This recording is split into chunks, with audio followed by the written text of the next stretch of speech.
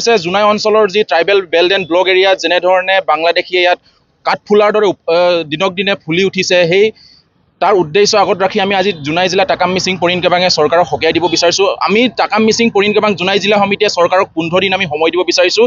এই 15 দিনত যদি তেওঁলোকে এই বাংলাদেশীসকলক যদি উচ্ছেদ নকৰে বা বাংলাদেশীসকলে যদি এই 15 দিনৰ ভিতৰত তেওঁলোকে তালি টিপলা বান্ধি নিজৰ স্বগৃহলৈ যদি ঢাপলি নেযায়, তেতিয়াহ'লে কিন্তু আমি টাকাম মিচিং পৰিণ কেবাং জোনাই জিলা সমিতি আমি নিজাববীয়াকৈ আমি একশ্যন ল'বলৈ বাধ্য হ'ম। আৰু দ্বিতীয়টো কথাটো হৈছে যি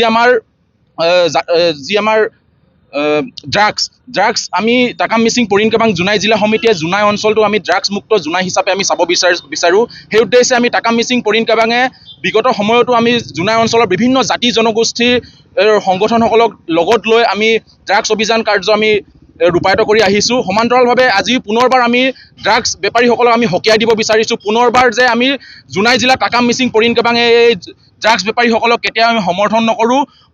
আপোনালোকে খুব কম সময়ৰ ভিতৰত আপোনালোকে নিজে এই ড্ৰাগছ বেপাৰৰ পৰা আঁতৰি থাকক, নহ'লে আমি টাকাম মিচিং পৰিণ কেবাং জোনাই জিলা সমিতিয়ে আমি কিন্তু নিজাববীয়াকৈ একশ্যন ল'বলৈ বাধ্য হ'ম। ইতিমধ্যে আমি 50 জনতকৈ অধিক ড্ৰাগছ পেডলাৰক আমি আৰক্ষী প্ৰশাসনক চমজাই দিবলৈ আমি সক্ষম হৈছোঁ। পৰৱৰ্তী সময়ত যদি আৰু বাচি থকা সেই ড্ৰাগছ পেডলাৰসকলে যদি তেওঁলোকৰ যি কাৰ্য সেই কাৰ্য যদি বন্ধ নকৰে, তেতিয়া কিন্তু আমি জোনাই জিলা টাকাম মিচিং পৰিণ কেবাঙে আমাৰ যি একশ্যন মুড সেই একশ্যন মুড আকৌ আমি আৰম্ভ কৰিম। টাকাম মিচিং মিমা কাবাং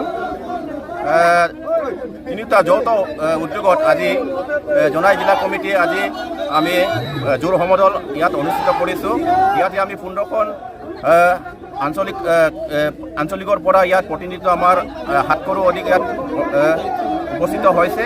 আজি ইয়াৰ আমাৰ জোৰ সমদলৰ মূলত উদ্দেশ্য হৈছে আমাৰ ইয়াত জোনাই ইয়াত দাঁতি কাষৰীয়া এৰিয়াত যিদৰে আমাৰ অবৈধ বাংলাদেশী মিয়াই ইয়াত কাঠফুলাৰ বিষাক্ত কাঠফুলাৰ দৰে যি বাঢ়ি গৈছে, তাক অসম চৰকাৰে এই কাঠফুলাৰ দৰে বিষাক্ত কাঠফুলাৰ দৰে বাঢ়ি অহা অবৈধ বাংলাদেশী মিয়াক উচ্ছেদ অভিযান আগবঢ়াইছে। আৰু এই কাৰ্যসূচীক আমি টাকাম মিচিং পৰিণ কেবাঙে পূৰ্ণ সহযোগিতা আগবঢ়াইছোঁ। লগতে দ্বিতীয়তে আমি বৰ্তমান এই সমাজত ড্ৰাগছ বাং মাদক দ্ৰব্য ফলত সামাজিক ব্যাঘাত সৃষ্টি হোৱা আমাৰ ব্যাধি সৃষ্টি হোৱা পৰিলক্ষিত হৈছে। তাকে আমি সজাগতামূলক হিচাপে আজি জোৰ সমদল ইয়াত অনুষ্ঠিত কৰা হৈছে।